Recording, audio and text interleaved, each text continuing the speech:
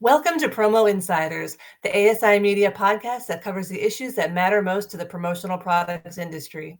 I'm Teresa Hegel, executive editor for digital content with ASI, and today I'm joined by Kevin McCracken, co-founder of Social Imprints. Thanks for joining us, Kevin.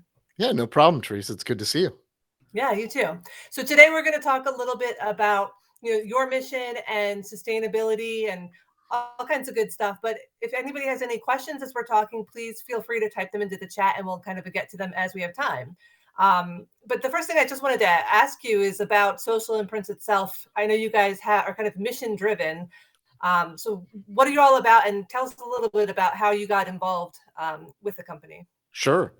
So Social Imprint started in 2008, and we really were founded on the idea that there's an opportunity to create professional level working, jobs within our organization for marginalized communities. So it was really right from the start. Jeff, my co-founder, and I worked at a profit previously where we were a screen printing shop and did job training in the screen printing department.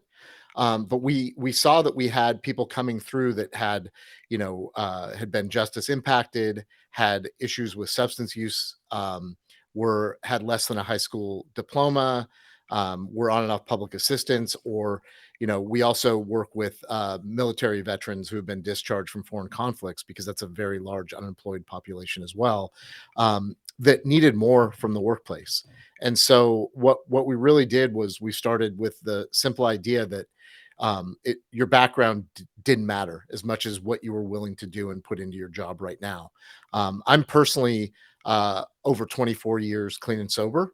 And so really Social Imprints wasn't just the opportunity for me to create a great job, uh, kind of placement service or working business in my community. It was an opportunity to give back. So we really worked at the beginning to create an environment that allowed our employees to thrive and grow. And many of our directors now came in originally from our social mission. Okay. And is it like 80% of the people that work there are like fair chance employees? Yeah, so we shoot for our operating agreement, I believe, is about 70%, Mhm. is what we shoot for. We're at about that right now. We've hired a bunch of new people over the last like few months. But one of the things we're working towards is creating a partnership with City College of San Francisco to create more opportunity within the workplace, and that'll be kind of a bigger announcement down the road. But so right now, I think it's about 70%. Okay. We have been as high as like 85% over the years, and we really try to keep that number in the 75 zone. Okay. Yeah. I mean, it depends on, employee turnover and things like that. Yeah. Um, so, I mean, obviously having this mission is sort of integral to what you do. How, how do you bake things like that into a mission for like if you're maybe a different type of promo company, like how can you have that social aspect just sort of in every part of what you're doing? Well, I think one of the things that I would challenge other business owners to do is to offer opportunities, give people a chance and just see how they work. I'll say that many of our mission kind of, hires or, mission employees are definitely the hardest working and most loyal employees I've ever worked with. And I've been in the industry for almost the entire time I've been sober. So, I find that when you offer somebody an opportunity, the level of loyalty that they give back is really amazing. So, start off easy, just give somebody a chance and see how that goes. I don't think there's any need to like go overboard with it or do what we did. It was a struggle at first. And I think even having run a nonprofit version of what we're doing now, there's a lot of learning. And I think, but employers have an opportunity to sort of like better their community. Look at the areas of your community where people need higher paying jobs and maybe train somebody to be a customer service agent first and see if they can get into sales. We oftentimes start our purchasing agents at the front door, essentially doing receiving, right? And they learn about the products, they learn about where we put them and what they are, what the decoration looks like, and then we start training them into purchasing. And now both of our purchasing employees started it in the receiving department. So just kind of build it up, like, and don't. One thing I always tell my friends that are trying this, like, don't be too hard on yourself. Like, see what you can do, what best fits your community, because it may not be specifically fair chance employment that fits your community. It might be that you have a lower income neighborhood where people really just need an opportunity to go from high school or early college into a good job that has a career track. Right, right. Yeah, so there's not like one size fits all kind of No, solutions here. There's no. people are all different, places are all different, so Yep. there's different things that you can do. Well, I think promotional products distributors as a whole have a really usually have a really good relationship with their community. We all do like, we'll like sponsor a baseball team, or, do a fundraiser, or, we donate shirts or whatever it is to something that we care about. And that's a great starting point. You know, I think the goal for all of us should be to be as inclusive as we can be. But for us, because of my own past and my own sort of interactions with the law over the years, and I say that in sort of a euphemism, interactions. Um, I think for us it made sense because we've always had the ability to relate and have the empathy for people that have had issues with the criminal justice system. And I also volunteer in San Quentin. So there's opportunities there, like get your staff into volunteering somewhere, go to the local food bank, fill bags, so it doesn't necessarily need to be specific hiring policies. There's a lot of amazing ways to get involved in your community. We choose this, but Mhm. again, it's not one size fits all. Yeah, yeah. So I mean, one thing that you guys have launched this year is a whole sustainability component. Yeah. So, can you tell me a little bit more about like what that entails and what you guys are doing with sustainability? Well, so what we were seeing, and this goes back, I was actually lucky enough to be part of what they called the collaboratory at Levi Strauss a few years back, and that focused primarily on water savings and water pollution. And as we know, all of us, the fashion industry can be it's not a great place when it comes to water, pollution. In fact, fashion is one of the number one, I think it's number 2 or 3 polluters in the world behind oil and the military. And so I got a real like very, very you know, quick study in what really is eco-friendly and what isn't around clothing. And so we started to apply that to what t-shirts we were buying. Why were we buying this brand?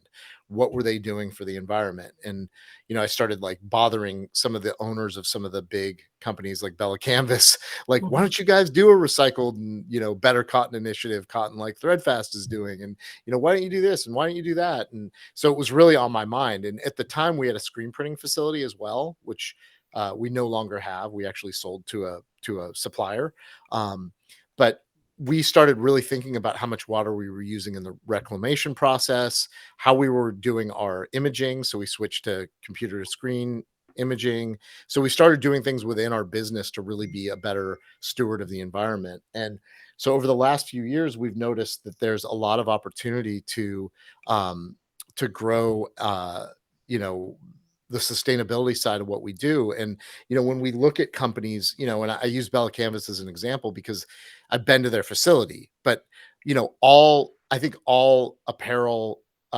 manufacturing has the opportunity to switch to things like solar power to really cut down on their waste, and do things that are better for their employees and just more positive for the world itself.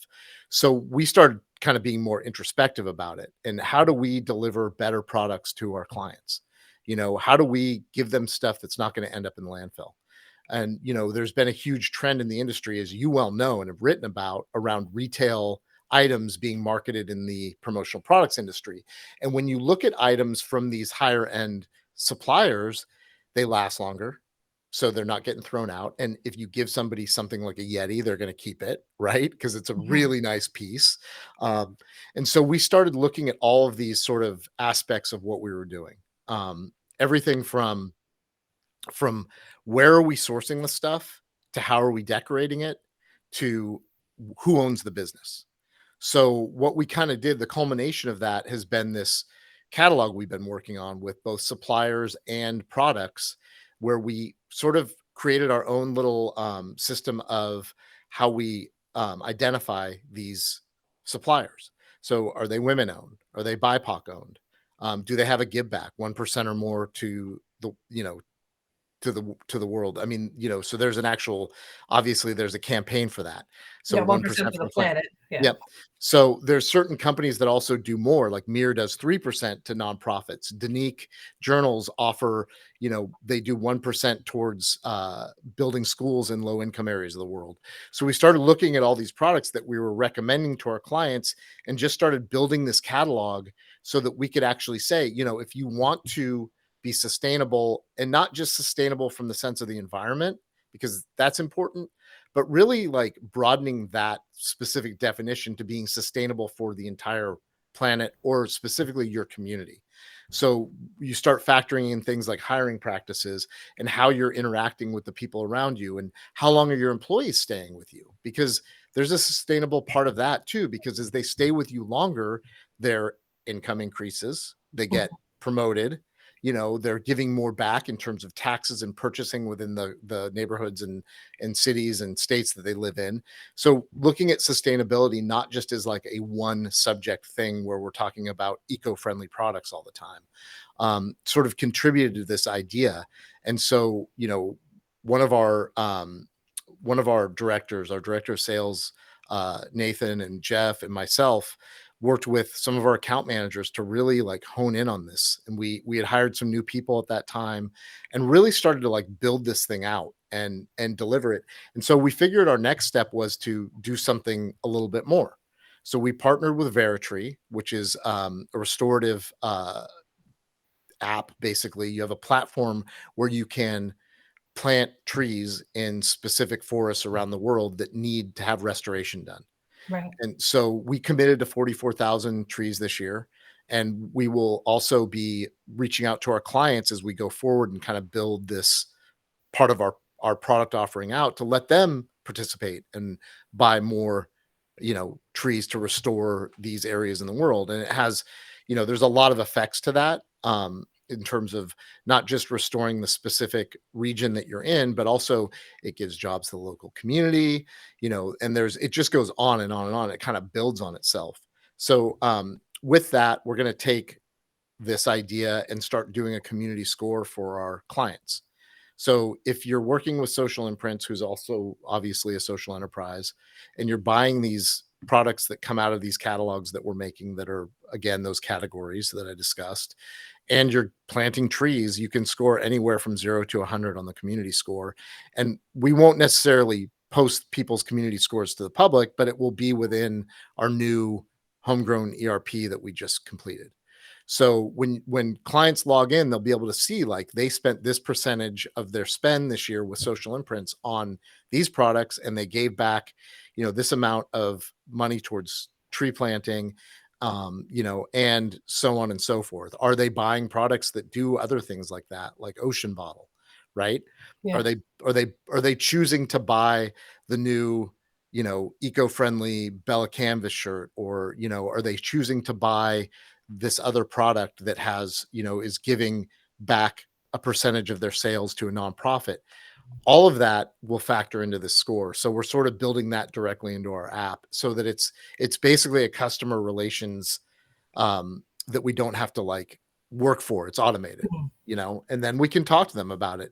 And we haven't fully launched it to our clients yet. We've just sort of hinted at it, like here's our, our newsletter and our blog, and so we made the statement, we put it up, and we've really committed to this as like a long-term solution. Here's the one big caveat for me. I want other promotional products distributors to do this. So this isn't like we're the only ones that do it. We Mhm. want to be the most sustainable promotional products distributor in the world, but I want other companies, and I see it happening on Yeah. websites right now. And it's really impressive.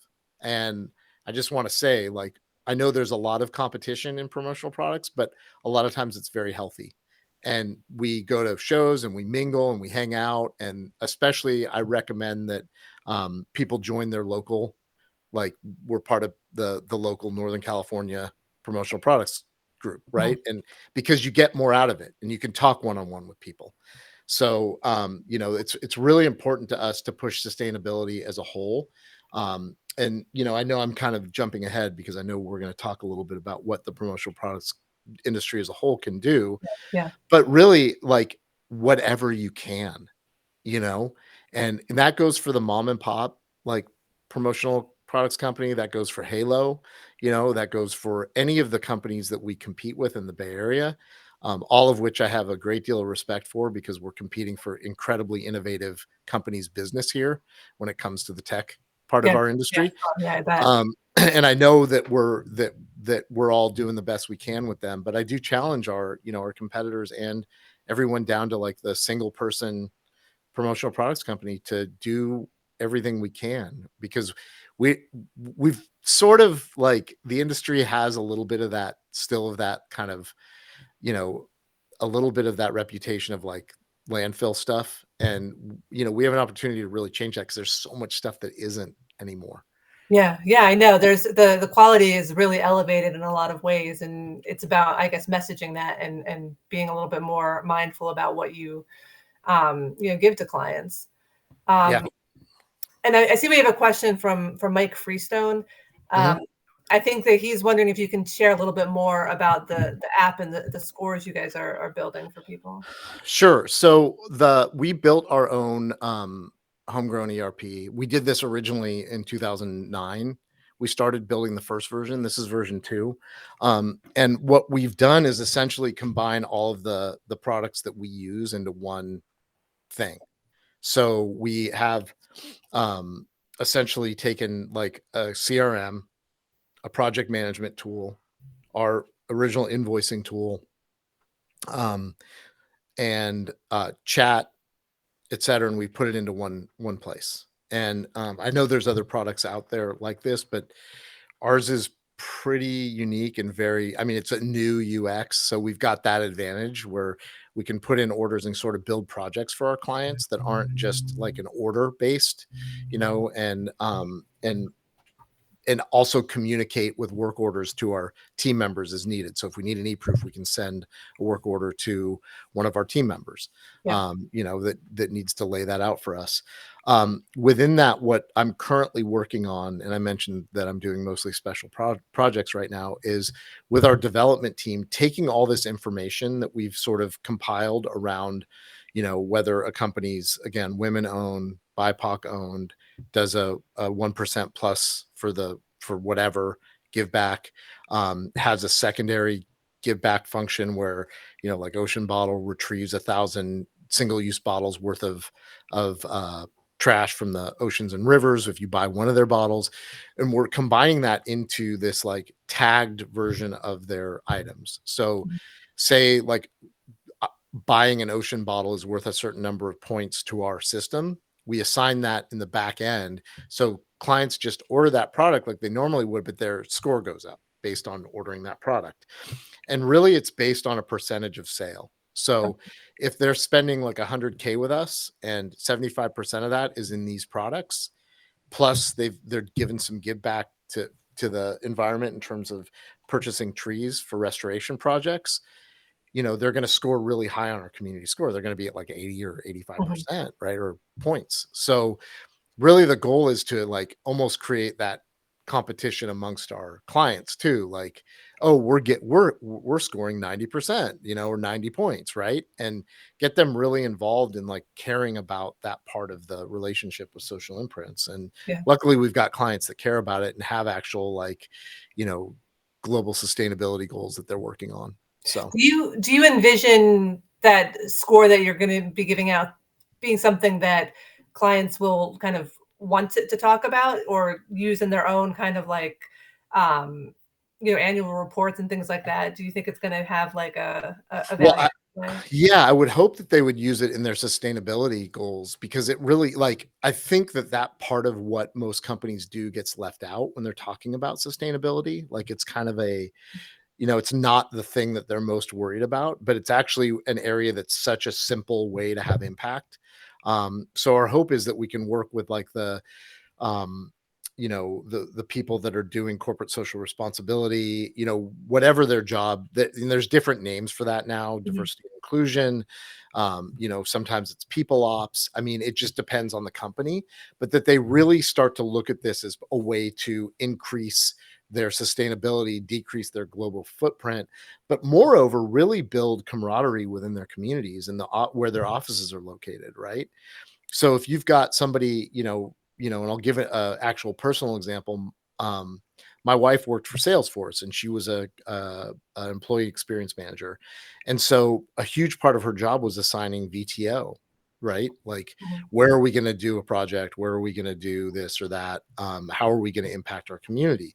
And so a lot of companies are already thinking about that. But what if not only that, as a customer experience manager, she was in, they're not a client of ours, Mhm. but um, she was also able to do their onboarding kits with like items that they could trace the sourcing on and could like make that part of their overall program. And so I will bounce ideas off of her or other people I know in that space, and the reception has mostly been really positive. And I think it's a nice way for mid-level managers and directors to report up and say, hey, I just switched us all of our swag over to these categories of suppliers. And whether it's us or a brand via or whoever it is, that they're able to say that to their manager, their direct report, and be like, hey, look at this. Not only are we doing these amazing volunteer days over at the food bank or for the AIDS ride, or for here we have St. Anthony's Mhm. downtown, right? We're also the t-shirts we give them are sourced as a you know they're sourced sustainably, and they use it's a low water impact, Mhm. and I'm giving them like recycled lanyards to wear. And it's just like there's all these things that can be sort of added to that. And I think our job as salespeople and as distributors is to direct our clients towards the things that make most sense, right? And so when they ask for something like, what do they really want to get out of this? If it's somebody in that role where they're doing employee experience or onboarding or recruiting, well, let's give you another look good. You say all this stuff on your website about sustainability is important to your company. Let's send out a package with a note in it that has like listed out all these amazing things that you're ordering to Yeah, give to yeah. your new hires. So it's just such an easy win. It's Right, and then and like you're saying, like, that's something very visible that's gonna make this new hire feel good about this company they just joined. It's showing from the beginning that the values that they're, espousing are something they're actually, practicing. And yeah. it's the same thing with stuff you're giving out too, because like when you think about a promotional product is going to the general public. So like the perception, if it's something that's not very good or not good for the environment, like what message are you actually sending? It's probably not the one you were intending to send. Well, yeah, not at all. And I think, obviously I get excited about this stuff. I could talk about it all day long. Mhm. But it's not, like I said, this isn't not the thing that's necessarily gonna like motivate certain distributors, but there's plenty to do within your community that where people really need the help, and a lot of it's very simple. We Anything that we have a client say that they don't need anymore because they've changed logos or whatever that's in our warehouse, we ask them right away, can we give this to like a hospitality house in San Francisco, which serves people that have mental health issues and substance use issues and formerly homeless, and they have like art programming and all this great stuff. So we say, oh, we've got sweatshirts, can we give them to like hospitality house or to one of the other local organizations that could really use like a warm outerwear for the winter in San Francisco.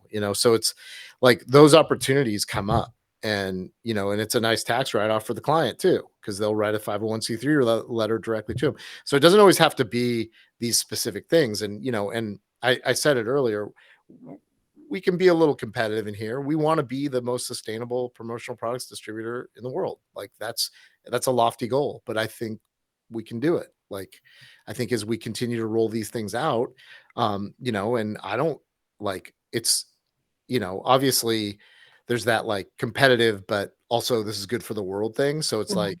I want to make sure that people understand that you can do it too. Yeah. Well, look, speaking about you can do it too. What do you like? What's your advice for other distributors? What can they be doing to increase their sustainability? How can the whole industry kind of improve? Well, I think where we started honestly was emailing our ASI rep and Okay. saying, "Hey, can we get the list of diversity owned suppliers, because that list exists. So ask for Mhm. that first and then start promoting those products. Look at your supplier list and take a hard look at it and go through their catalogs. A lot of them now have a filter for sustainable products. Look at those items, check out what's there, create your own catalog. Do something. If you've done cool projects for your clients, ask them permission to throw it on your website, especially things that are kind of fall into these categories, and I think that's a really easy place to start. Like, we're not afraid to ask our rep for help. So, we'll send emails and just, hey, what do we, is there something here that I'm missing? Use your search tools, right? You type in sustainability to ESP, see what comes up. Like, look stuff up. Like, it's really not that hard. And a lot of times, I think people are surprised by the companies that offer things like the Give Back. And I know, like, the Leads team is doing a fantastic job with their new catalogs. Go poke through their sustainability catalogs. They're incredible. They're really good. They're really well laid out. They're beautifully shot. Like, all that stuff is out there. And you just have to become a consumer of the things that are more positive, right? Mhm. But it's all of the suppliers are really making a concerted effort to kind of show off the cool stuff they're doing. And if you visit the shows, look for those products. They're there, you know. Yeah, yeah, and ask questions, I think, is also a good thing Yep. because sometimes, I'm not saying that there's a ton of greenwashing necessarily in the industry, but you have to kind of keep an eye on what people are claiming and making sure that it's actually, um, Yeah. as good as they say it is. Well, also, we should be to have around that. Like, if you look at a company like, say, for example, ETS Express, let's use them as an Mhm, example. Been around for a very long time. They're probably the best drinkware printers that I've ever seen. I mean, the screen printing from them is truly phenomenal. And when you get a product like that that's printed well and it's going to last, you're going to continue to use it. I have some of their products sitting on my desk right now because I use them, because they're made well and their printing does not flake or come off. And so when you look at the quality of a supplier, that can factor into whether the product's sustainable or not. Because are you going to continue to use it? Are you going to continue to, to be able to use it because it doesn't break? It has it maintains your logo, etc. So sometimes it's the simplest solution, right? It may not be the most expensive retail fancy product that you offer your client. It's just something that's made well and is going to last and has the features they want. right. So I think knowing your clients is a huge part of this as well. Like, I will have a tendency to send people the same things over and over again until I kind of break that, because I'm a real creature of habit. And so when suppliers say, hey, can we show you our new line, like, don't look at it as a hassle. Like, look at their new line. you know I mean, I like, look at the new stuff. There's going to be something in there that a client loves. You don't know who it is and you don't know when, but like, I love meeting with our vendors. We're incredibly loyal to many of them. Like, we have top tier vendors that we use all the time. And but it's such a you just never know what you're going to see. Set aside that half hour. They can get it done in a half hour. If they want to ask for an hour, just say, I've only got a half hour today. you know they'll send you a digital version. Like, pay attention, listen, learn. I mean, I Yeah, think that's the biggest thing is that we're in a constant state of you know new products, new items, new technology, all these things. The printing has gotten better on many of these products over the years. And so it's, that's my suggestion to other distributors, is just like, listen to your clients and pay attention when a vendor wants to show you a new product line. okay. Yeah. This has been a really great discussion. Before I let you go, is there anything else that you want to add about people, planet, profit, the sustainability, any of that stuff? Well, I think the biggest thing, and we talk about this stuff a lot in our industry, and I think it's a good topic for discussion. But there's a point at which, like, the rubber meets the road, so to speak. And I think, like, we need to really embrace the fact that we've gotten sort of a bad rep over the years in our industry around what we make and how we make it and where it ends up. And so, it's our obligation as stewards of our own communities to kind of change that narrative, and I think, do things like find partnerships with people like Veritree outside of the industry. It doesn't necessarily need to be industry related all the time. And so this is the thing we do. We want to tree plant, and we want to do restoration projects. That's important to us because to our core, our most important asset is our employees, and we want to reflect that in the suppliers and the partnerships that we build. So Veritree not only does this great work, but they hire people in the local community. So we get to create jobs in a completely other part of the world, and that's important to us. Find that core value within your company or your own moral and ethical code and reflect that in everything you do. I mean, it's sometimes it's a challenge, and sometimes you may think, oh, no one's going to like this or whatever, but you don't know until you try. Awesome. Yeah. Well, thank you so much, Kevin. This was great. And once again, I'm Teresa Hegel, and this is Promo Insiders.